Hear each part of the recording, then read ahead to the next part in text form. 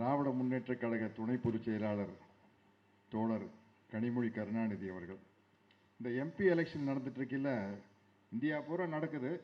குறிப்பாக சில தொகுதிகளை பற்றி நம்ம விசாரிப்போம். இப்போ எனக்கு 1000 விளக்கு தொகுதியில் தான் ஓட்டு. டாக்டர் எழிலன் தோழர் கண்டிப்பாக ஜெயிச்சிருவார்னு தெரியும். பட் எனக்கு கியூரியாசிட்டி எல்லாம் வந்து கோயம்புத்தூர் என்னாச்சு, கோயம்புத்தூர் என்னாச்சுன்னு கேட்டிருப்போம். தூத்துக்குடி பற்றியெல்லாம் விட்டுருவோம், ஏன்னா கண்டிப்பாக ஜெயிச்சிருவான்னு நமக்கு தெரியும். அந்த மாதிரி கோயம்புத்தூர் என்னாச்சுங்க அப்படின்னு கேட்டிருக்கல, வடநாட்டில் பூரா என்ன கேட்டுக்கிட்டு இருப்பாங்கன்னா, கியா தூத்துக்குடி கியாகன்னு கேட்டுருவாங்க. ஏன்னா அவங்களுக்கெல்லாம் தெரியும், யாரோ ஜெயிச்சு வந்துட்டு போட்டுங்க, இந்த அம்மா மட்டும் ஜெயிச்சு வரக்கூடாதுங்க உள்ள.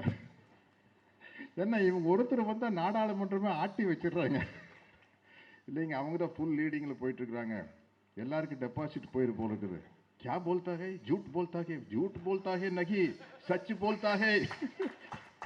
சச்சு போல்தாய்னா உண்மை. கொஞ்சம் ஹிந்தி படத்துல எல்லாம் நடிக்கிற கேட்டு தெரிஞ்சு வச்சிருக்கையா. ஏன்னா அந்த காலத்தில் ராஜேஷ்க்கு நான் நடித்த படம் ஒன்று நாங்கள் ஸ்டூடெண்ட் டேஸில், சச்சா ஜூட்டா அப்படின்ட்டு. அது சச்சானா உண்மை, ஜூட்டானா பொய். அதை வச்சு அந்த 2 வார்த்தை மட்டும் தெரியும். ஏன்னா அது மக்கள் தலைமை எம்ஜிஆர் நடித்த நினைத்திரை முடிப்பவனுடைய ஒரிஜினல் வெர்ஷன். எம்ஜிஆர் ரசிகர் இருக்கிறதுனால அதை தெரிஞ்சு வச்சுக்கிறது. அதனால அவங்களுக்கு வந்து அவங்க கனிமொழி அவர்கள் ஜெயிக்கிறது ஜூட்டா பொய்யா இருக்கக்கூடாதா அப்படின்னு துடிக்கிறான்.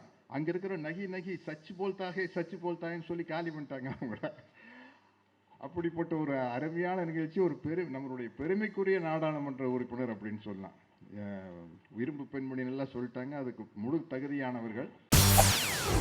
செய்திகளை உடனுக்குடன் தெரிந்து கொள்ள உடனே சப்ஸ்கிரைப் பண்ணுங்க.